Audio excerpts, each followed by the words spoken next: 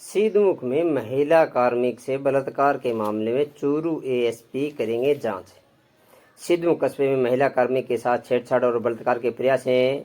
मामले में ग्रामीणों के विरोध प्रदर्शन के बाद मंगलवार को पुलिस अधीक्षक ने मामले की जांच चूरू एएसपी जय सिंह को सौंप दी है। ऐसे में स्कूल के सामने चल रहे धरना समाप्त किया गया। एडवोकेट हरदीप सुंदरिया ने बताया कि पुलिस प्रशासन में मामले की जांच को चूरू के एएसपी को सौंप दी गई है। इसके बाद ग्रामीणों ने सर्वसहमति से निर्णय करे जांच पूरी होने तक धरने को समाप्त करने का निर्णय किया गया।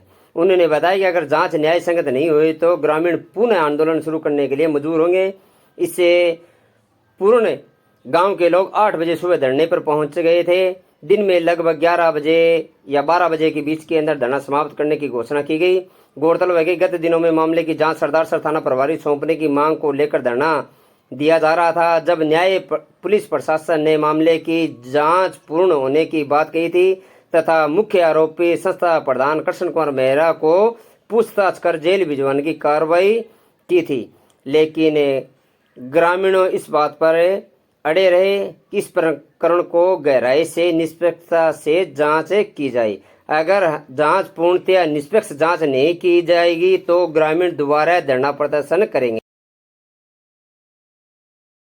अपनी मर्जी से कहा था, लेकिन समझौता करके गया था कि इस मामले की जांच सरदार सर तो मदन लाल बिश्नोई करेंगे। पता नहीं बाद में उनके क्या हुआ, क्या दबाव पड़ा, राजनीतिक दबाव पड़ा कि वो जांच नहीं बदली गई। आपकी वो ताकत का कारण है। वो कह रहे थे ना, छुट्टी है, मंगलवार के दिन एसपी साहब बैठेंगे तब कोई आदेश होगा। लेकिन हमने जैसे ही ये घोषणा की 2 दिन का समय है और मंगलवार के दिन एक बहुत बड़ा विरोध प्रदर्शन और चक्का जाम करेंगे, तो कल रात को ही छुट्टी का दिन था ना, एसपी साहब ने लिखित में ऑर्डर दिया और हमारी जांच महिला सेल के एडिशनल एसपी जो है शायद जय सिंह जी तंवर उनको जांच दी गई है। उसके पीछे भी कुछ न कुछ कारण है, लेकिन हम इस बात से बिल्कुल निश्चित है कि उन पर राजगढ़ की राजनीति का बिल्कुल भी प्रभाव नहीं रहेगा। रही बात जो ऊंचे पद पर चले जाते हैं, वहां पर शायद जातिवाद की जो मानसिकता वो खत्म हो जाती है। इसलिए हालांकि वो एससी जाति से ही है, अपराध करने वाला भी एससी जाति से है, बिल्कुल उन पे आरोप ही नहीं लगा रहे। जब तक वो सही व निष्पक्ष जांच करेंगे, हम पूर्ण रूप से उनका सहयोग करेंगे। और रही बात, यदि किसी न किसी प्रकार से जांच का रास्ता बदल दिया जाएगा तो भाई आपकी ताकत की जरूरत फिर पड़ेगी। यदि जांच गलत हुई तो आपके सहयोग की जरूरत पड़ेगी यहीं पर, किसी जगह पर।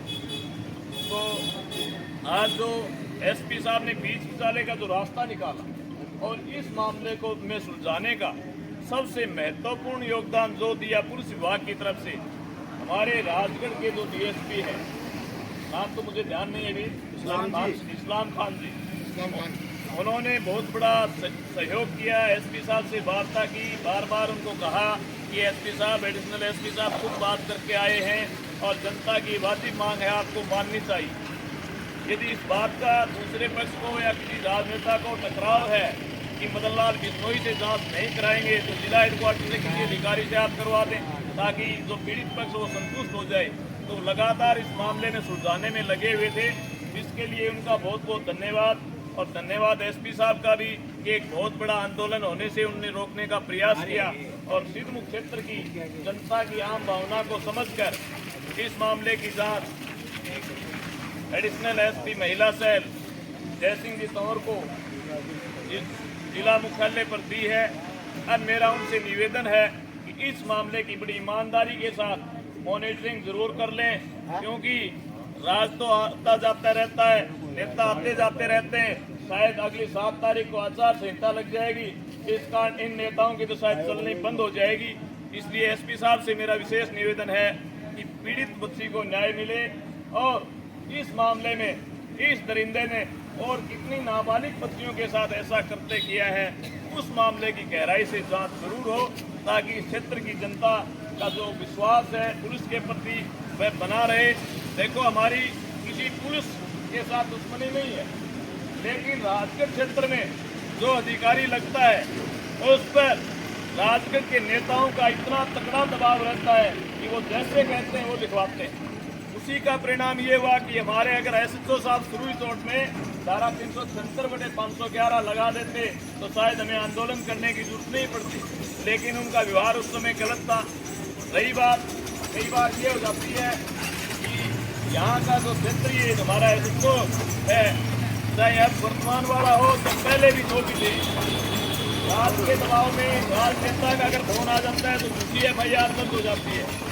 और यदि किसी के पास राजनेता की सिफारिश नहीं है तो वाकई में जो पीड़ित व्यक्ति होता है वो बेचारा चक्कर काटता फिरता रहता, उसकी FIR दर्ज नहीं होती। इस मामले में सबसे बड़ी बात यह कि हमारे क्षेत्र के दो पत्रकार भी काफी उभर कर आए हैं, शर्मा जी और जतिन दोनों जी, लेकिन इनको भी बार बार धमकियां मिलती है। जतिन की तो मैंने रिकॉर्डिंग सुनी थी कल, किसी ने इतनी गंदी गंदी गालियां दी और ये भी एक दरखास्त है SHO को देकर आया है, लेकिन इसकी FIR दर्ज नहीं की। इस प्रकार का व्यवहार किया जाता है, तब हमें पुलिस के खिलाफ खड़ा होना पड़ता है।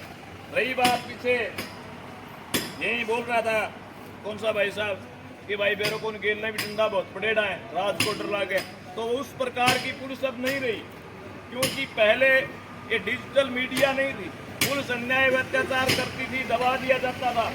आज यदि कोई वीडियो बना लेता है तो तुरंत वायरल हो जाती है। इसलिए इस प्रकार के अन्याय व अत्याचार के खिलाफ हमें लड़ने की भी जरूरत नहीं है, क्योंकि जब वीडियो बन जाती है और वो वायरल हो जाती है तो उस पर कोर्ट भी संज्ञान लेता है। इसलिए मेरा तो पुलिस के अधिकारियों से भी निवेदन है कि राज्य चाहे किसी ही पार्टी का हो, आज कांग्रेस का, कल और किसी पार्टी का होगा, हो सकता है हमारी पार्टी का भी आ जाए, लेकिन राज के घमंड में किसी नेता के कहने से गलत कार्य ना करें, क्योंकि गरीब की जो आत्मा की हाय होती है ना, वो लोहे को भी भस्म कर देती है। इसलिए उस गरीब की तरफ ध्यान देखते हुए सच्चाई का साथ दें। और भाई यदि कोई वो गरीब, वो पीड़ित, शोषित मेरे जैसे के पास आ गया और मैंने एंटी करप्शन को पकड़ा दिया तो दुष्ट नेता उनको छुपाने के लिए नहीं आएंगे। इसलिए अपनी आत्मा पर हाथ रखकर सही और ईमानदारी के साथ यदि काम किया जाए तो कोई पीड़ित नहीं रहेगा, सभी को न्याय मिल जाएगा। ढाणी वाला मामला आपने देखा ही होगा, इस प्रकार से एक आदमी FIR के लिए फिरता रहा, फिर उसके हाथ पैर तोड़ दिए, फिर लास्ट में उसको मार भी दिया, लेकिन उसकी FIR ही उसने तोड़ मरोड़ के ऐसी बना दी।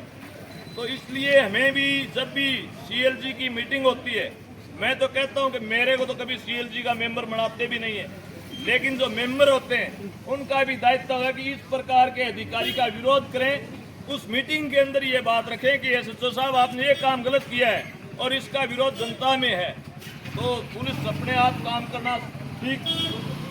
करना शुरू कर देगी।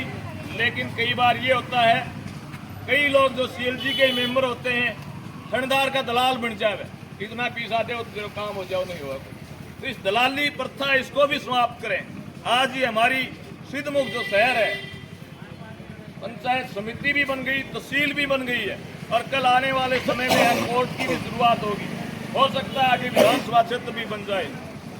तो इस सिद्धमुख के विकास के लिए सबसे बड़ी जरूरत है आज के दिन पुलिस प्रशासन को सुदृढ़ करना, और इस प्रकार की जो मध्यस्थता वाली प्रणाली चल रही है इसको खत्म करना। इस मामले में सिद्धमुख की जनता ने और क्षेत्र की जनता ने जितना सहयोग दिया इस अन्याय व अत्याचार के खिलाफ लड़ने में, इसी प्रकार से आने वाले समय में आप कभी भी किसी भी व्यक्ति के साथ इस प्रकार का अन्याय व अत्याचार होता है, सहयोग देने के लिए तैयार रहिए। पुलिस की हिम्मत ही नहीं रहेगी कि वो गलत काम करे। मैं निवेदन करता हूं, आने वाले जो जांच अधिकारी भी लगाए गए हैं, हमें आशा ही नहीं पूर्ण विश्वास है कि वो बिल्कुल निष्पक्ष जांच करेंगे, और यदि वो किसी भी प्रकार की कोताही बरतते हैं तो इस पीड़िता को तो न्याय दिलाने के लिए सिद्धमुख की जनता दोबारा इसी स्थान पर फिर दोबारा किसी अधिकारी को जांच चेंज कराने के लिए फिर बैठ जाएगी। इसीलिए शायद मेरे को पूर्ण उम्मीद है, लेकिन दुख इस बात का भी होता है कि यहाँ के जो सांसद है, यहाँ की जो विधायिका है, उनका भी कर्तव्य बनता था इस मामले में, तो इस जनता के बीच में आकर बैठ जाते तो क्या हिम्मत थी कि SP जांच चेंज नहीं करता। लेकिन किसी न किसी प्रकार से कोई न कोई व्यक्ति उनके बीच में गया हुआ था कि नहीं, इससे ये वोट टूट जाएंगे, ये वोट घट जाएंगे। भाई हमारा जो नेता था मनोज नांगली, उसने वोटों की परवाह नहीं की, और हमने भी उसको कह दिया था कि हमें वोट की जरूरत नहीं है, इस अन्याय व अत्याचार के सामने लड़ना है, इस जनता के बीच में बैठना से हमारा वोट एक भी ना आए। लेकिन जनता देखती है कि कौन गलत का साथ देता है और कौन अच्छे का साथ देता है। तो आने वाले समय में ऐसे नेताओं को भी आपको सबक सिखाना है चुनाव के अंदर कि आपने इस बेटी की न्याय के लिए उसका विरोध किया, जांच नहीं बदलने दी, तो आपको सिद्धू गांव से 0 के अंक पर भेजकर हम भेज रहे हैं।